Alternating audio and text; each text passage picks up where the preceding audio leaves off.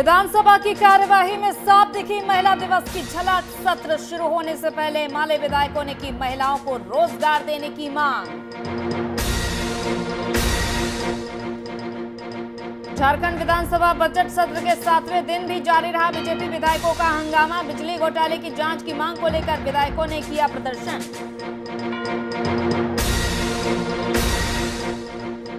मधुबनी के जिला पदाधिकारी ने कलेक्ट्रेट परिसर स्वच्छता रथ को हरी झंडी दिखाकर किया रवाना। रथ के द्वारा की गई है गांवों में स्वच्छता अभियान को जागरूक बनाने की पहल। और बिहार सरकार के उद्योग मंत्री शाहनवाज हुसैन पहुंचे मुजफ्फरपुर। मंत्री ने बिहार में उद्योगों के भविष्य को लेकर पत्रकारों से की बातचीत। प्रदेश में उद्योगों के विकास के लिए उत्साहवर्धक रिस्पांस मिलने की कही बात। नमस्कार, वीआईपी न्यूज देख रहे हैं आप। मैं हूं आपके साथ अंजुल सिंह। खबरों की शुरुआत करते हैं। जैसा कि 2 दिनों के अवकाश के बाद विधानसभा के बजट सत्र की कार्यवाही फिर से शुरू हुई है। झारखंड विधानसभा बजट सत्र के 7वें दिन भी बीजेपी विधायकों का प्रदर्शन जारी रहा और सत्र की कार्यवाही शुरू होने से पहले विधानसभा परिसर में बीजेपी विधायकों ने कई मांगों को लेकर जमकर प्रदर्शन भी किया। और इस दौरान जहां विपक्षी दल ने सत्ता पक्ष पर बिजली बिल में घोटाले का आरोप लगाया है, वहीं महिला दिवस के दिन महिलाओं की रक्षा में सरकार पर विफल होने का भी आरोप लगाया है। तो बीजेपी विधायक सदन की कार्यवाही शुरू होने के बाद लगातार नारेबाजी करते हुए वेल में पहुंच गए। तो कुछ इस तरह से एक बार फिर सत्र शुरू होते ही हंगामे की भेंट चढ़ गया। संवाददाता शुभम कुमार हमारे साथ इस खबर पर रांची से जुड़ चुके हैं, जो ताजा हाल भी देंगे। शुभम, बिल्कुल देखा जा रहा है कि जब से सत्र की शुरुआत हुई है हंगामे की भेंट चढ़ रही है तमाम कार्यवाही, और एक बार फिर जब 2 दिन बाद कार्यवाही शुरू होती है फिर से हंगामा विपक्ष की ओर से। शुभम। जी अंजलि, बिल्कुल जिस तरीका से 2 दिन बाद फिर से सत्र चालू हो चुका है, जिस तरीका से भारतीय जनता पार्टी के तमाम विधायक फिर से एक बार विरोध के स्वर उनमें देखने को मिला और जिस तरीका से हेमंत सरकार को लगातार घेरने का प्रयास करे, और आज भी वो दृश्य सामने मिला। 11 बजे सदन की शुरुआत होती है, उससे पहले ही भारतीय जनता पार्टी के तमाम विधायक हाथों में पोस्टर और बैनर लेके कहीं ना कहीं हेमंत सरकार का विरोध कर रहे थे। और जिस तरीका से तमाम मुद्दों को खंगाल कर निकाला जा रहा है भारतीय जनता पार्टी की तरफ से, तो कह सकते हैं कि प्रॉपर प्लानिंग के तहत इस काम को किया जा रहा है। और सदन के बाहर और सदन के भीतर दोनों तरफ ही कहीं ना कहीं हेमंत सरकार का पुरजोर विरोध भारतीय जनता पार्टी की तरफ से देखने को मिल रहा है। अगर दूसरी महत्वपूर्ण बात करें, जिस तरीका से आज का जो मुद्दा उठाया गया है, क्योंकि 2 दिन अवकाश के बाद आज जो सदन चालू हुआ है और चालू होने से पहले एक मुद्दा उठा लिया गया बिजली घोटाले को लेकर, और आज महिला दिवस है और महिला दिवस को लेकर भी कहीं ना कहीं महिलाओं के सुरक्षा को लेकर हेमंत सरकार पर सवाल खड़े किए गए हैं। अगर बात करें तो जिस तरीका से हजारीबाग में जो पूजा भारती के साथ कह सकते हैं पूजा भारती हत्याकांड का जो मामला था, उसको लेकर कहीं ना कहीं हेमंत सरकार को घेरने का प्रयास किया गया है। तो कह सकते हैं बीजेपी उन तमाम मुद्दों को खंगाल रही है और एक एक करके उन मुद्दों को सदन के बाहर और सदन के भीतर वो कह सकते हैं पेश कर रही है और हेमंत सरकार को जगाने का प्रयास कर रही है और हेमंत सरकार को घेरने का प्रयास कर रही है। जी शुभम, लेकिन एक बात समझने वाली है जिस पर हम पहले भी चर्चा कर चुके हैं कि विपक्ष तमाम बातों को समझ नहीं रहा है, शायद क्योंकि जनता के मुद्दे बार बार दबे रह जाते हैं इस तरह से हंगामे पे। अगर बातचीत को आराम से किया जाए तो कुछ हल भी निकल सकता है, लेकिन देखिए वेल में हंगामा करते हुए पहुंच जाते हैं अपनी राजनीति चमकाने के लिए तमाम विपक्षी नेता। तो ये कितना जायज है? जी बिल्कुल, देखिए जिस तरीका से जनता की अपेक्षाएं तो बिल्कुल जुड़ी हैं और जनता की जाहिर सी बात है, जब भी सदन की शुरुआत होती है, जब भी विधानसभा का बजट सत्र खासकर जब चलता है, तो तमाम राज्यवासियों की एक निगाहें टिकी होती है कि उनके लिए कुछ हक में फैसला आएगा, उनकी उम्मीदों पर सरकार काम करेगी और जो सरकार ने वादे किए थे उस काम को सरकार धरातल पर भी लेकर आएगी। लेकिन जिस तरीका से विपक्ष में भारतीय जनता पार्टी है और भारतीय जनता पार्टी उन बातों को नहीं समझ रही है और तमाम बार कह सकते हैं विरोध प्रदर्शन और विरोध के स्वर देखने को मिलते हैं, तो कहीं ना कहीं आम जनता की आवाज़ जरूर दब जाती है और आम जनता की आवाज़ दबने के कारण कहीं ना कहीं आम जनता जरूर निराश हो जाते हैं। क्योंकि जिस तरीका से सदन की शुरुआत हुई और आज 7वां दिन है और महज 10 कार्य दिवस बाकी हैं। अब यह देखना होगा कि अगर ऐसे ही आरोप और प्रत्यारोप का सिलसिला जारी रहा, ऐसे ही विरोध के स्वर देखने को मिले भारतीय जनता पार्टी की ओर से, तो क्या आम जनता की मुद्दा इस सदन में उठेगी? क्या आम जनता के मुद्दों पर इस सदन में बात होगी? ऐसे तमाम सवाल हैं। लेकिन अब भारतीय जनता पार्टी को कहीं ना कहीं समझना होगा, एक शांतिपूर्वक वार्ता करनी पड़ेगी और सरकार को उनकी विफलताओं को गिनवाना बात सही है, लेकिन अब कह सकते हैं कि एक टाइम ऑफ चेंज लाना जरूरी है और स्वर बदलने की जरूरत है और शांतिपूर्वक इस प्रदर्शन को करना बेहद जरूरत है। जी शुभम, और आज की कार्यवाही जो कि 2 दिन बाद शुरू हुई, क्या देखा गया? देखिए, पहले तो एक महत्वपूर्ण जानकारी दे दूं तमाम दर्शकों को। जैसे ही 11 बजे से कार्रवाई शुरू हुई, 11:30 बजे का समय निर्धारित किया गया। फिर से जब सदन के अंदर भारतीय जनता पार्टी लगातार आरोप पर आरोप लगा रही थी और एक हंगामा का दृश्य उत्पन्न हो गया। उसके बाद 15 मिनट के लिए कार्यसभा को स्थगित कर दिया गया। आज के दिन भी स्थगित कर दिया गया। अंजलि, एक महत्वपूर्ण बात गौर करने वाली बात है। 2 दिन बाद सदन की कार्रवाई शुरुआत हुई और 2 दिन बाद कह सकते हैं अवकाश के बाद एक अच्छी से शुरुआत होनी चाहिए थी और जनता के मुद्दों को यहाँ पर लाना चाहिए था। लेकिन जिस तरीका से कह सकते हैं 15 मिनट का शुरुआती दौर में स्थगित हो जाना और कई विधायक वापस भी चले गए हैं, तो कहीं ना कहीं इन बातों को दर्शाता है कि राजनीतिक पार्टी अपनी रोटियों सेकने में लगी है और पक्ष विपक्ष आरोप और प्रत्यारोप करते हुए नजर आ रहे हैं, लेकिन आम जनता की मुद्दा और आम जनता की बातें सदन तक बिल्कुल नहीं पहुंच पा रही है। जी बिल्कुल, क्योंकि अब ऐसे में ये जो तालमेल है यही बिठाकर चलना जरूरी होगा। तमाम मुद्दों पर चर्चा करने के लिए जब जब पक्ष आगे आता है तब तब इस तरह से बीजेपी की ओर हंगामा देखा जाता है, लेकिन इस तरह से सदन की कार्यवाही नहीं चलती है, क्योंकि बार बार इस तरह से एक बार होना समझा जाता है। आप बैनर पोस्टर लेकर के सदन के बाहर भी खड़े हैं, हंगामा कर रहे हैं, अंदर भी हंगामा कर रहे हैं, लेकिन बार बार जब एक ही गलती दोहराई जाती है तो वो जानबूझकर होती है। बिल्कुल अंजलि, देखिए जिस तरीका से भारतीय जनता पार्टी एक ही गलती लगातार 7वें दिन जब से विधानसभा सत्र का आगाज हुआ है, जैसे जब से शुरुआत हुआ है, तो कहीं ना कहीं भारतीय जनता पार्टी उन तमाम मुद्दों को खंगाल रही है और तमाम मुद्दों को खंगालने उनसे उन्हें एक कह सकते हैं एक बड़ा मुद्दा भी मिल जा रहा है और उसी को लेकर सदन के बाहर और सदन के भीतर जो विरोध हो रहा है उसका अच्छा खासा असर कहीं ना कहीं राज्य की जनता पर पड़ रहा है। अगर आज की बात करें तो आज महिला दिवस है और महिला दिवस पर उन्होंने एक महत्वपूर्ण मुद्दा उठा लिया, क्योंकि महज आज से 1.5 महीना पहले हजारीबाग में और हजारीबाग की ये घटना है जिसमें पतरातू डैम में एक मेडिकल की छात्रा की शव बरामद हुई थी। तो कहीं ना कहीं महिलाओं के बढ़ते अपराध को रोकने के लिए भारतीय जनता पार्टी हेमंत सरकार तक तो आवाज़ पहुंचाना चाहती है। ये बहुत बढ़िया बात है और बेहद अच्छी बात है, लेकिन जिस तरीका से सदन के अंदर एक शांतिपूर्वक पहल हो सकती थी इस बात को लेकर, लेकिन भारतीय जनता पार्टी ऐसा बिल्कुल नहीं करना चाहती है। वो सदन के बाहर हाथों में पोस्टर बैनर लेके करती है, क्योंकि सदन के अंदर पोस्टर बैनर की अनुमति नहीं है, नहीं तो वो वहाँ भी कह सकते एक नज़ारा सामने देखने को मिल सकता था तमाम दर्शकों को। लेकिन जिस तरीके से सदन के अंदर भी कई चीज़ों की अवहेलना की जाती है, विसिल बजाए जाते हैं, तो चाहे कह सकते हैं कि जो आरोप का स्वर इतना तेज हो जाता है तो कहीं ना कहीं स्पीकर महोदय को कार्यसभा को स्थगित भी करना पड़ता है। जी बिल्कुल, बहुत बहुत शुक्रिया शुभम तमाम जानकारी के लिए। तो इस तरह से सदन की कार्यवाही बाधित होती है। विधायकों ने जहां कई मांगों को लेकर प्रदर्शन किया है और झारखंड का ये विधानसभा सत्र एक बार फिर से हंगामे की भेंट चढ़ गया।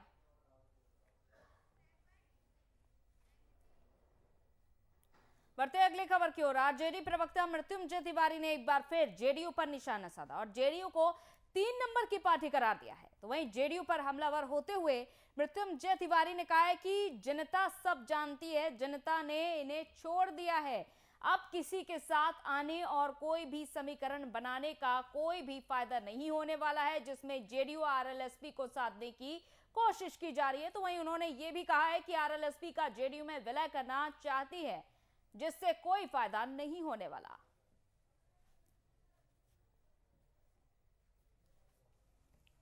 जेडीयू जब से 3 नंबर की पार्टी बनी है, लगातार इस प्रयास में है कि किसी तरह से दूसरे दलों के नेताओं को विलय करा के, तोड़कर शामिल करा के अपनी ताकत बढ़ाएं, लेकिन जनता का साथ छूट चुका है।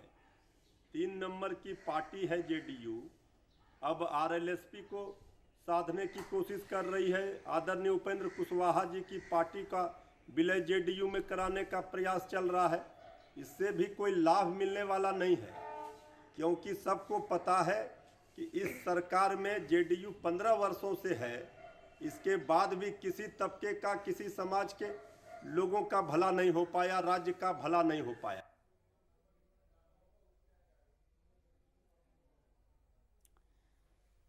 तो आरएलएसपी के नेताओं ने जिस तरह से साथ छोड़ा है और उन तमाम नेताओं का भी यही आरोप है कि उपेंद्र कुशवाहा इस वक्त नीतीश कुमार के साथ काफी ज्यादा नजदीकियां बढ़ा रहे हैं। यही बातें आरजेडी प्रवक्ता मृत्युंजय तिवारी ने भी कही कि इन नजदीकियों का कोई भी फायदा है नहीं। वैसे वहीं विधानसभा की कार्यवाही में महिला दिवस की झलक साफ देखी जा रही है। विधानसभा का सत्र शुरू होने से पहले माले के विधायकों ने महिलाओं को रोजगार और स्वरोजगार में लगी महिलाओं को काम देने और दैनिक मजदूरी बढ़ाने की मांग को लेकर सदन के बाहर पोस्टर लहराया और नारेबाजी की। वहीं सदन के बाहर कुछ महिला विधायक पोस्टर लेकर महिलाओं के विधायिका में आरक्षण की मांग करते हुए भी नजर आई हैं। वहीं सदन के अंदर भी प्रश्नकाल में महिलाओं को तवज्जो दी गई और महिलाओं ने पहले प्रश्न किया। तो आज खास मौके पर कुछ खास देखने को मिला। महिलाओं ने पहले प्रश्न की शुरुआत करी।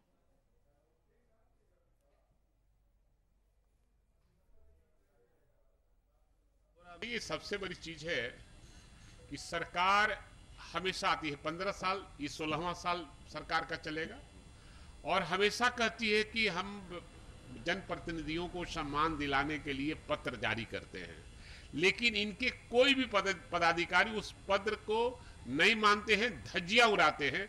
सरकार कमजोर है और सरकार नहीं चाहती है कि जनप्रतिनिधियों को सम्मान मिले, क्योंकि हम ही एक व्यक्ति हैं जो माननीय मुख्यमंत्री उस समय महागठबंधन की सरकार थी। दिवस की शुभ अवसर पे पूरे विश्व की हमारी बहनों को बहुत बहुत बधाई और ढेर सारी शुभकामनाएं।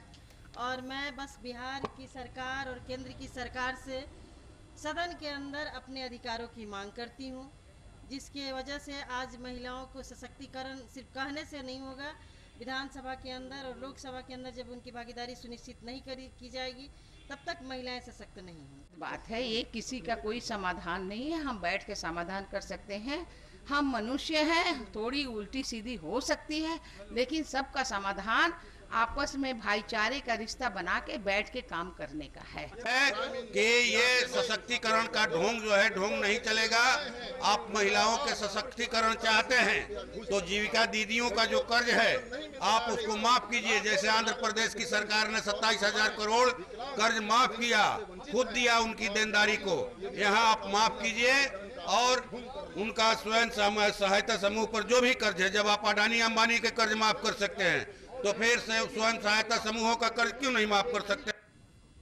और वरिष्ठ संवाददाता शशांक दुबे जी हमारे साथ जुड़ चुके हैं। शशांक जी, जहां आरक्षण की बात कही जा रही है, महिलाओं ने विधायिका में संरक्षण की, आरक्षण की बात कही है और साफ तौर पर देखा गया कि आज महिला दिवस है और ऐसे मौके पर सदन में भी महिलाओं के लिए आवाज उठाई गई। देखिए, आज बिहार विधानसभा की जब कार्रवाई शुरू होने से पहले जो बिहार विधानसभा के बाहर का आमतौर पर नजारा होता था कि लोग विभिन्न मुद्दों को लेकर हंगामा करते थे, नारेबाजी करते थे। आज माले ने भी वही किया, लेकिन विषय आज थोड़ा अलग था। महिलाओं के सशक्तिकरण को लेकर विषय था, जिसमें स्वयं सहायता समूह जितनी है, जीविका दीदियां हैं, तमाम ऐसे जो महिलाएं जिन संगठनों को चला रही हैं, वहां पर जो कर्ज लिया जाता है उसको में जो कर्ज माफी की बात मांग को लेकर नारेबाजी हुई, या फिर जो दैनिक भत्ता है उसको बढ़ाने की बात हुई है। और खास करके महिला विधायकों ने एक सुर में, चाहे वो किसी दल की रही हो, उन्होंने विधायिका में लोकसभा, राज्यसभा या फिर विधानसभा, विधान परिषद, तमाम जगहों पर महिलाओं के जो आरक्षण का 33% आरक्षण की जो बहस चल रही थी, उसमें कहा है कि महिलाओं को सिर्फ मौखिक रूप से महिला को सशक्तिकरण करने की बात न की जाए, उनको विधायिका में कहीं ना कहीं आरक्षण दिया जाए। तो इन तमाम विषयों को लेकर आज एक तरह से कहा जाए कि जो सदन की कार्रवाई थी महिलाओं के नाम थी। जब अंदर विधानसभा के अंदर जब कार्रवाई शुरू हुई तो अध्यक्ष ने कहा कि आज के दिन जो प्रश्नोत्तर काल होगा, चाहे उसमें शून्यकाल हो या फिर जो अन्य बातें हैं, वहां पर महिलाओं को तवज्जो दी जाएगी। तो आज पहले महिलाओं ने काफी ज्यादा सवाल पूछे, चाहे अपने क्षेत्र के विकास को लेकर हो, क्षेत्र की समस्याओं को लेकर हो, या फिर महिला सशक्तिकरण को लेकर हो। तो आज का दिन एक तरह से कहा जाए कि बिहार विधान परिषद में भी महिलाओं के नाम रहा।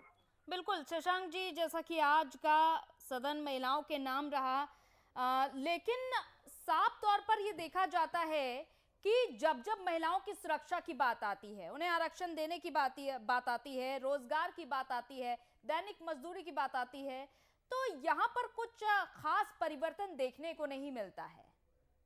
देखिए, बिल्कुल आज एक महिलाओं का एक दिवस है, इसलिए हम तमाम लोग की बात कर रहे हैं, लेकिन ये सारी बातें एक दिन की नहीं है। ये बातें कंटिन्यूअस होनी चाहिए, ये बातें हमेशा लागू होनी चाहिए, जिसमें महिला सुरक्षा समाज की जिम्मेवारी है, सरकार की जिम्मेवारी है, हर उस आदमी की जिम्मेवारी है जो समाज में रहता है। तो कहीं ना कहीं महिलाओं की सुरक्षा हो, महिलाओं का स्वावलंबन हो और महिलाओं का सशक्तिकरण, इन तमाम चीजों पर हमेशा काम करने की जरूरत है। और ये सिर्फ सरकार की जिम्मेवारी नहीं है, यहाँ पर समाज को भी इसमें काम करना होगा। तो जो आज का दिवस है, हमें बस यही कोशिश है कि इस दिवस को जिस रूप से मनाया जा रहा है, महिलाओं को आवाज को आने दिया जा रहा है विधानसभा में, तो महिलाओं की भी यही मांग है कि ये आवाज बढ़े और आने दिनों वाले आरक्षण के माध्यम से उनकी संख्या बढ़ेगी तो आवाज बढ़ेगी। तो कहीं ना कहीं एक आज के दिन एक प्रतीकात्मक जरूर होता है, लेकिन एक मैसेज होता है और महिलाओं ने आज एक होकर ये मैसेज दिया भी है।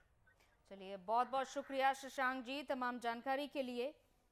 तो ये मैसेज दिया गया है और तमाम मांगे भी की जा रही हैं। और उधर अंतर्राष्ट्रीय महिला दिवस के मौके पर बीजेपी कार्यालय में अटल सभागार में बीजेपी के प्रदेश अध्यक्ष संजय जायसवाल और मुख्यमंत्री रेणु देवी की मौजूदगी में अंतर्राष्ट्रीय महिला दिवस पर सम्मान दिया गया। जहां उनके महिला मोर्चा द्वारा इस कार्यक्रम का शुभारंभ किया गया, तो वहीं सम्मान और सदस्यता ग्रहण का कार्यक्रम रखा गया और इस कार्यक्रम को मुख्यमंत्री ने बीजेपी के कार्यकर्ताओं को शॉल देकर सम्मानित किया। साथ ही प्रदेश अध्यक्ष संजय जायसवाल को भी शॉल और कंबल देकर सम्मानित किया गया और इस कार्यक्रम का शुभारंभ भी किया गया।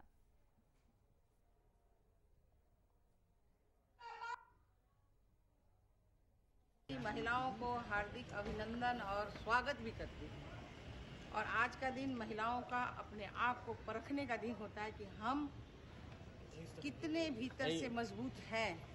और महिला कमजोर नहीं होती है, मजबूत होती है। और महिला को सम्मान, तो मैं उदाहरण ही हूँ। सम्मान में अगर देखिए तो तीसरी पंचायत में आधा है, लेकिन उसमें भी आप लोगों ने ज्यादा कर दिए कि हम लोग 56% हो गए हम लोग अपनी शक्ति से। और आने वाले समय में पंचायत चुनाव में हम लोग 60 पार कर जाएंगे। इसलिए आप लोगों के सहयोग से हम आगे हैं।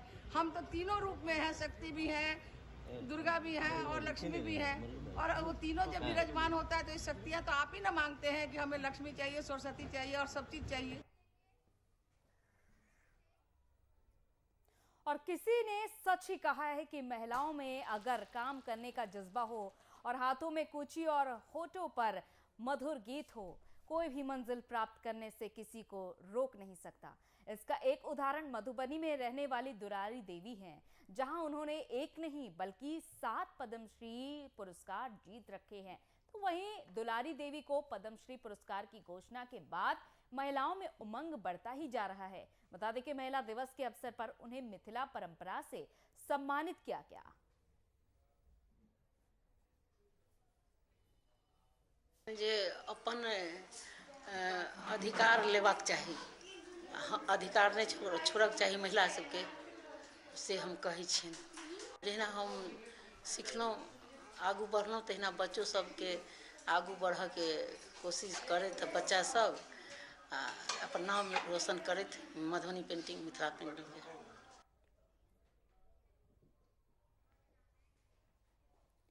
और मौजूदा समय में महिलाएं पुरुषों के साथ कदम से कदम मिलाकर चल रही हैं। महिलाएं हर फील्ड में पुरुषों को कड़ी टक्कर दे रही हैं। अंतर्राष्ट्रीय महिला दिवस के मौके पर आज हम आपको ऐसे ही एक महिला से मिलवाएंगे जो अपने आप में एक मिसाल है। ये महिला कोई और नहीं है बल्कि साउथ ईस्टर्न रेलवे के रांची डिवीजन के लोको पायलट हैं।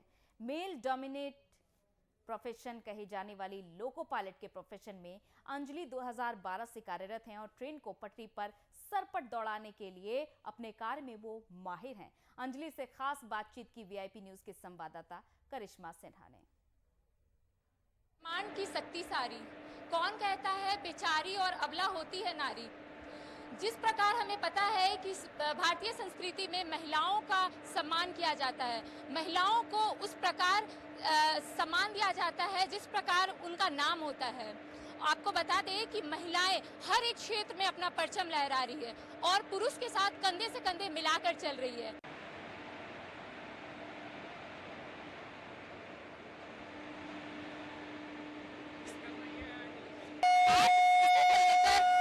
रेलवे स्टेशन पे हूँ और मैं ऐसी शख्स से आपको मिलाना चाहती हूँ जो एक ऐसे प्रोफेशन से जुड़ी है जहाँ पे पुरुष पहले की गिनती में रहा करते थे और अभी महिलाएं उसमें अपना बतौर एक हाथ दे रही हैं।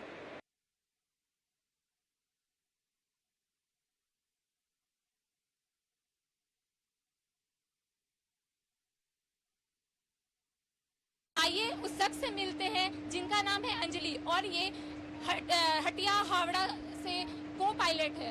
आइए बात करते हैं उनसे और जानने की कोशिश करते हैं कि कैसा रहा उनका ये सफर। जी अंजलि, पहले तो बहुत बहुत स्वागत है आपको वीआईपी न्यूज़ में। Thank you. आप हमें बताएं कि ये जो प्रोफेशन है ये बतौर एक मेल डोमिनेटेड प्रोफेशन है, आप कैसे इसमें आई, क्या सोचकर आई, थोड़ा आप वीआईपी के दर्शकों को बता दीजिए। मेरा नाम अंजलि है और मेरा अपॉइंटमेंट 2012 में भारतीय रेलवे में हुआ है। तो उसमें क्या है कि जब हम कुछ भी 2012 की स्थिति ऐसी थी जब भारत में उतना डिजिटलाइजेशन नहीं हुआ था, तो उस टाइम अपनी चीज़ों अपने सब्जेक्ट को लेकर के कैसे तैयारी करना या फिर कोई भी रास्ता चुनना वो इतना आसान नहीं था जैसे अभी है। तो मेरे लिए भी वो बहुत डिफरेंट था। मुझे कभी नहीं पता था कि लोको पायलट में मतलब एक ट्रेन में एक इंजन में 2 लोग भी होते हैं। तो मेरे लिए ये टोटली डिफरेंट था कि इस फील्ड में आना। लेकिन कुछ सीनियर्स की गाइड से और मेरे कुछ पेरेंट्स की मदद से उनको मतलब पेरेंट्स की मदद से हमको ये लगा कि ये फील्ड में हम आ सकते हैं। इसमें सबसे ज़्यादा सहयोग मेरे पापा का है, तो उन्होंने मुझे गाइड किया। उसके बाद पढ़ाई लिखाई हुई रांची में ही और फिर उसके बाद इसमें सिलेक्शन। हर एक क्षेत्र में महिलाएं अपना परचम लहरा रही है। ये प्रोफेशन आपको पता है कि पुरुष ज़्यादातर इस प्रोफेशन में रहा करते थे, आपको कैसा लगता है इस प्रोफेशन में और आप लड़कियों को क्या सजेस्ट करना चाहती हैं इस प्रोफेशन को लेकर?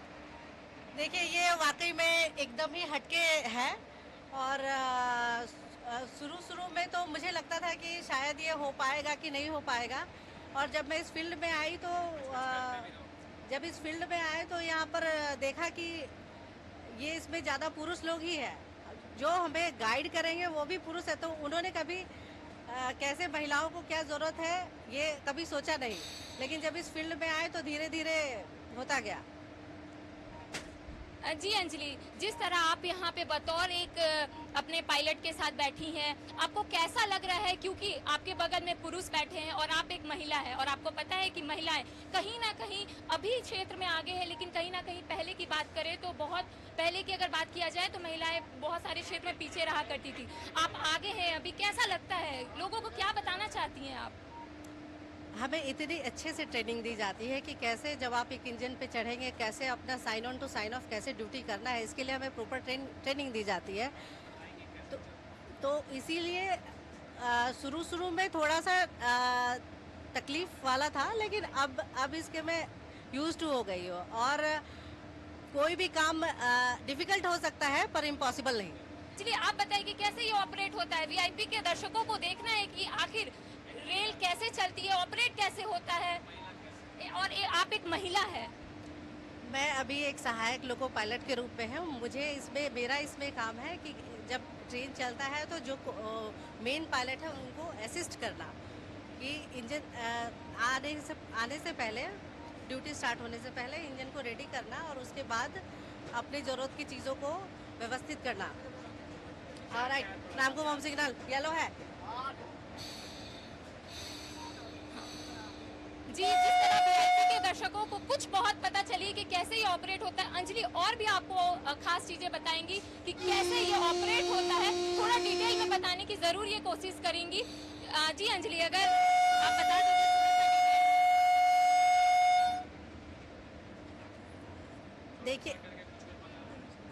देखिए ये थोड़ा सा मुश्किल होता है कि जब आप कई लोगों को उनके सोर्स टू डेस्टिनेशन पहुंचाते हैं, वो भी सेफली, तो ये वाकई में एक रिस्पॉन्सिबल वाला काम होता है।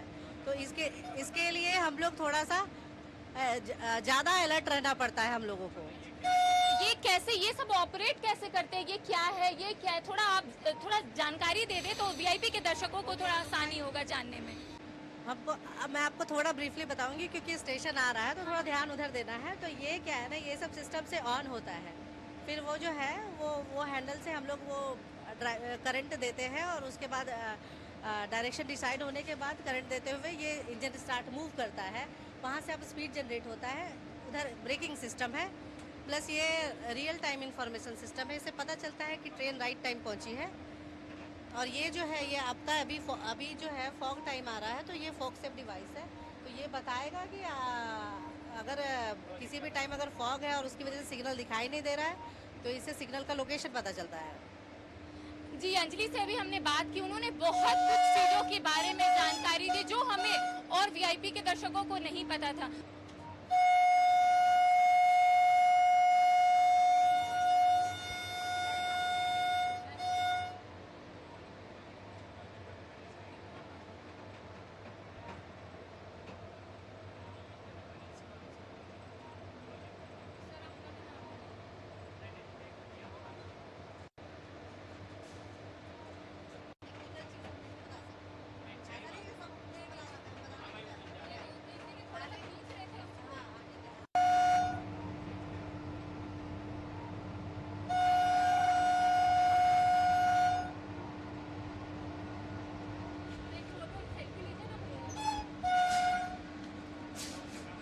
अंतर्राष्ट्रीय महिला दिवस में हमने एक ऐसे शख्स से बात की और आपको मिलवाया जो बतौर पुरुष को टक्कर दे रही है और अपना परचम लहरा रही है एक ऐसे क्षेत्र में जहां पुरुष अपना परचम लहराया करते थे। मैं अपने कैमरा सहयोगी विशाल के साथ मैं करिश्मा सिन्हा, वीआईपी न्यूज रांची। और इसी के साथ इस बुलेटिन में इतना ही। महिला दिवस की आप सभी को हार्दिक शुभकामनाएं।